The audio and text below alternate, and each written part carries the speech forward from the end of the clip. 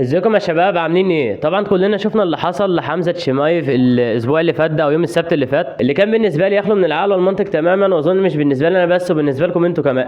ازاي واحد الريكورد بتاعه ما فيهوش ولا خساره وكسب اساطير كتيره زي كمار عثمان وزي جيلبرت بيرنس وكسب غيرهم اسماء كبيره جدا، ويروح خسران من واحد زي شون ستريكلاند؟ وغير كمان الاسماء اللي كسبها صديقي، هو كان بيطارد اصلا اليكس بيريرا وعايز يطلع وراه الوزن التقيل بعد ما دافع عن اللقب بتاعه مره واحده قدام شون ستريكلاند. وحرفيا الالم اللي فوقه من احلام العصر اللي هو كان عايشها دي كان شون ستريكلاند، اللي هو مقاتل اصلا يعني كلنا بنعتبره مش اقوى حاجه او مش احسن حاجه. عايز اقول لك ان حمزه كسب كامارو عثمان وقدم قدامه ماتش كويس جدا. كامارو عثمان ده صديقي لما لعب شون ستريكلاند وقع بالضربه القاضيه، والماتش كان سهل جدا على كامارو عثمان اصلا. والحاجه اللي حصلت دي يا صديقي فتحت قدامنا او فتحت مجال لتساؤلات وشكوك كتيره جدا جدا جدا. في يا صديقي ناس بتقول ان حمزه كان مظلوم تحكيميا، وفي موجه تانية اصلا طالعه من الاراء بتقول ان حمزه شمايف كان بايع الماتش بسبب المراهنات. اي حد بيلعب قمار تقريبا يا صديقي كان داخل على حمزه شمايف وهو حاطط بطيخه صيفي في بطنه، فده ادى مجال للشك كبير جدا جدا ان حمزه يبيع الماتش. وفي ناس ثانيه بتقول ان حمزه لا يلام على الخساره او جزء كبير من الخساره ما يقعش عليه، لان تخفيف الوزن كان صعب جدا وانقذ جامد جدا جدا من المجهود بتاع حمزه والكارديو بتاعه وكل ده. والراي الاهم يا صديقي او المقارنه الاهم اللي الخساره دي فتحتها علينا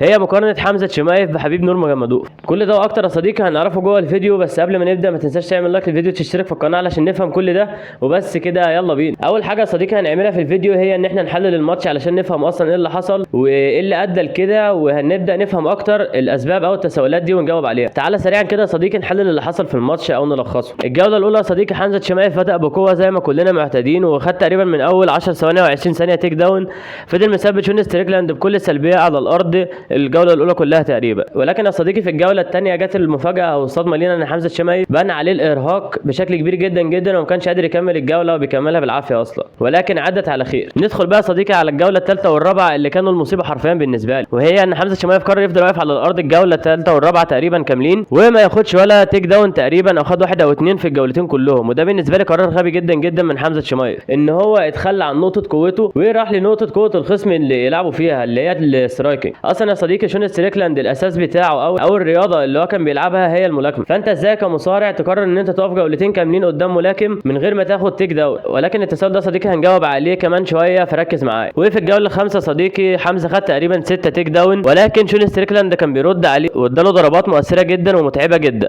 الجوله دي تقريبا كانت تعادل بشكل كبير، وده سبب اختلاف اصلا الناس ان حمزه مظلوم او لا. طيب يا صاحبي بعد ما قلت لك او لخصت لك الماتش الخمس جولات، في تساؤلين هنا بيتسالوا لازم يتسال. ليه حمزه شمايف في الجوله الثالثه والرابعه قرر ان هو ما ياخدش ولا تيك داون تقريبا؟ وليه برده شون ستريكلاند ما تعرضش للاخضاع من قبل حمزه شمايف مع ان كان في 6 تيك داون في الجوله الخامسه والجوله الاولى كلها تقريبا كانت على الارض؟ فانا مش شايف ان اي مصارع ما يقدرش يعمل سميشن او اخضاع في كل المده دي. اول سؤال يا صديقي، ليه حمزه شمايف قرر ان هو يلعب وقوفا على الارض في الجوله الثالثه والرابعه تحديدا؟ ده لان شون ستريكلاند في المؤتمر الصحفي اللي قبل الماتش قال له انت حرفيا قوتك صفر من غير المصارعه بتاعتك، وانت ما عندكش نقطه قوه غير دي، وحرفيا ما بتعرفش تعمل اي حاجه غيرها. وطبعا كلنا شفنا يا صديقي ان المؤتمر الصحفي كان مليان بالتوتر اصلا، فالجمله دي هزت اصلا حمزه شمايف وحس ان هو بيتقل منه، وحس برده ان هو مش فاتر متكامل وما عندوش غير نقطه قوه واحده.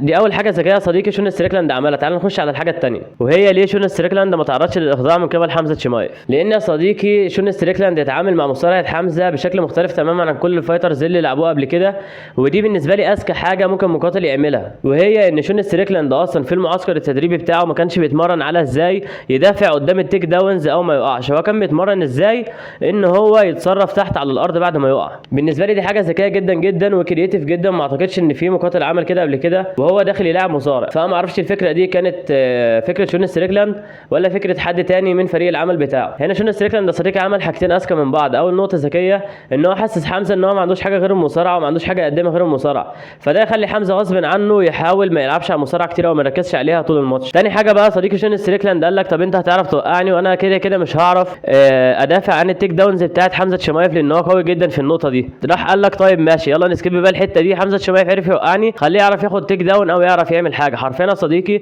حمزه شمايف في الجوله الاولى كلها تقريبا على الارض ما عملش اي حاجه، كانت الجوله سلبيه جدا جدا جدا، فده اللي خلى حمزه طبعا في قلب الماتش نفسه هيتجنن، انا ليه مش عارف اعمل حاجه وليه مش عارف احس ان انا مسيطر مع ان انا اللي مصارع بشو. طبعا ده زاد الضغط على حمزه جوه الماتش كتير جدا جدا، ده غير ان هو اصلا عنده مشكله في الكارديو او في انقاص الوزن، فالضغط عليه كان ضغطين مش ضغط واحد. وعلى الناحيه الثانيه يا صديقي حمزه شمايف بصراحه ما فكرش في كل الكلام ده ولا فكر ان ده فخ من شون ستريكلاند، هو بلع الفخ بالكامل من شون ستريكلاند يا صديقي. وده بالنسبه لي عدم احترافيه من حمزه شمايف ومن الفريق بتاعه، لازم المدرب بتاعه كان ياخد باله من الحته دي ويحذره منها. طيب يا صديقي احنا كده لخصنا تقريبا الماتش كله وسبب الخساره وسبب فوز شون ستريكلاند، عملنا كل حاجه في الماتش. تعالى بقى نرد على التساؤلات اللي طلعت بعد الماتش، تعالى نرصهم تحت بعض كده يا صديقي علشان نقدر ان احنا نجاوب عليهم واحد واحد. اول سؤال يا صديقي، هل حمزه يلام بالكامل على الخساره ولا ده بسبب انقاص الوزن السريع؟ هو تقريبا نزل 20 كيلو في 10 ساعات او العكس، مش فاكر الرقم بالظبط يعني. والسؤال الثاني يا صديقي، هل حمزه اتظلم من الحكام؟ السؤال اللي بعد كده يا صديقي، هل حمزه باع الماتش بسبب فلوس المراهنات؟ والسؤال الرابع والاخير، ليه حمزه مش حبيب؟ هل حمزه يلام ولا لا على الخساره؟ طبعا يا صديقي حمزه يلام ثم يلام ثم يلام. ازاي انت بطل فئه وزنيه معينه، ازاي يا صديقي انت بطل فئه وزنيه معينه وتواجه مشكله في ان انت توصل للوزن ده؟ انا شايف ان دي عدم احترافيه كبيره جدا جدا من حمزه شمايف والفريق التدريبي بتاعه. وبعدين حتى لو انت اتزنقت يا صديقي في ان انت توصل للوزن اللي انت عايزه،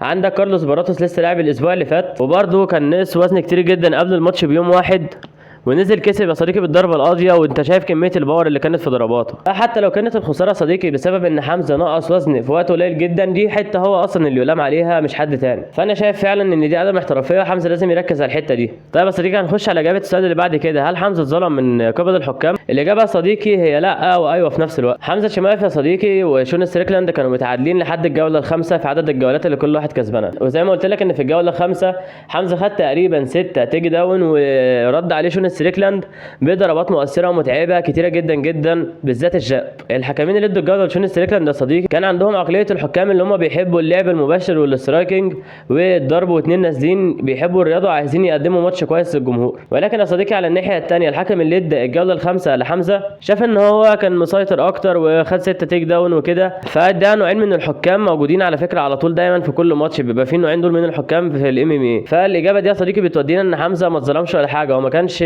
مسيطر على الماتش، او الحكام حسوا ان هو يعني مش نازل يكسب بالضربه القاضيه، نازل عايز يكسب بالضربه القاضيه. هو حمزه كان نازل ياخد كام تيك داون كده يسيطر بيها على الماتش ويطلع يكسب من غير ما يضرب كتير او يضرب كتير، او مش في الماتش كله. الكلام ده مخصص للجوله الخامسه بالذات يعني. طيب يا صديقي هنخش على اجابه السؤال اللي بعد كده، هل حمزه شمايف باع الماتش بسبب فلوس المراهنات؟ الاجابه يا صديقي ردا قاطعا لا لا لا. لان يا صديقي حوار ان انت تبيع ماتش بسبب فلوس المراهنات ده تعد جريمه كبيره جدا جدا جدا في امريكا، ممكن تتوقف يا صديقي خالص عن الرياضه اللي انت بتلعبها، مش الام ام اي بس، ممكن تخش السجن حرفيا بسبب ان انت تبيع ماتش بسبب المراهنات، وبيبقوا مركزين جدا ان الحته دي ما تحصلش في امريكا. فاظن ان الحوار ده مستبعد جدا جدا وحطه على جنب.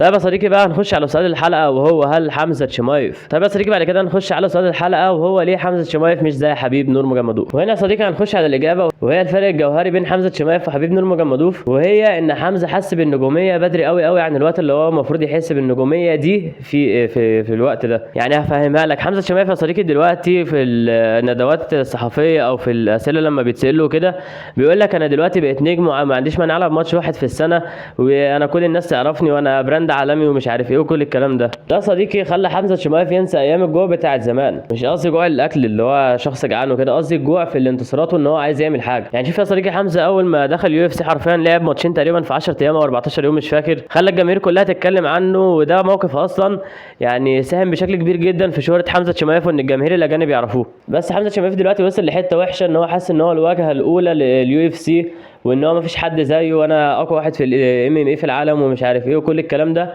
كل الكلام ده وصله ان هو اصلا اول حاجه استهتر بشون ستريكلاند، تاني حاجه ان هو حاسس ان هو اعلى مما هو عليه. عايز اقول لك يا صديقي ان مثلا هناخد مثال ايليا توبوريا او اسلام خشيف، هما الاثنين ابطال ودافعوا عن الوزن بتاعهم كذا مره، ولكن ما حدش فيهم حس بالكبرياء او الغرور اللي حمزه حس بيه. وهناخد الشخص اللي احنا بنقارنه معاه طبعا حبيب يا صديقي، كان ممكن يلعب 3 4 ماتشات في السنه عادي ما عندوش اي مشكله وما بيقولش لا، يعني مع انه كان بطل وغير مهزوم والريكورد بتاعه اعلى من الريكورد بتاع حمزه بكتير. فهنا يا صديقي انا شايف ان دي مشكله حمزه، هو لازم يعيد يعني لازم يقعد مع نفسه او حد اكبر منه يقعد معاه او حد من المدربين بتاعته يقعدوا معاه ويقولوا له ان ما ينفعش، انت لسه ما وصلتش للحته دي، يعني انت لسه ما بقتش في الجمدان اللي هو انت رقم 1 في اليو اف سي ومش عارف ايه، يعني انت اصلا مش رقم 1 في الباوند فور باوند. انا عايز اقول لك يا صديقي ان شون ستريكلاند اصلا لسه لاعب ماتش من 2.5 شهر حرفيا اللي هو الخصم بتاع حمزه. فانا شايف ان دي مشكله حمزه شمايف، هو لو حلها او قعدت تفكير نفسه، قعد مع نفسه او حد قعد معاه من المدربين وفكروا بالحته دي، وان هو لازم يهمل نفسه تاني او يبقى متواضع تاني، انا شايف ان الوضع اتحسن كتير جدا بالنسبه لحمزه. اظن بس كده انا رغينا كتير وحللنا وقلنا كل حاجه. فقبل ما نقفل طبعا ما تنساش تعمل لايك للفيديو وتشترك في القناه، اكتب لي تحت عايزني اتكلم عن ايه في التعليقات. وبس كده، سلام.